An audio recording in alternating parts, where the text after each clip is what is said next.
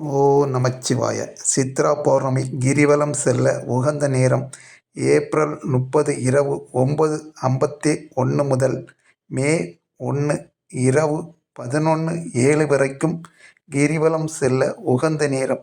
இந்நேரம் கிரிவலம் சென்று ஈசனுடைய அருளைப் பெறலாம்.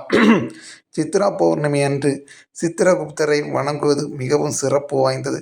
அன்றைய தினம்தான் அவருடைய அவதார தினமாக சொல்லப்படுகிறது. சித்திரகுப்தர் நம்முடைய பாவ புண்ணிய கணக்குகளை எழுதுபவர்.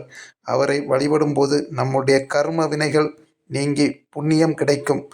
சித்ரா பௌர்ணமி அன்று மே 1 கள்ளழகர் வைகை ஆற்றில் இறங்கும் நிகழ்வு மிக சிறப்பாக நடக்கும்.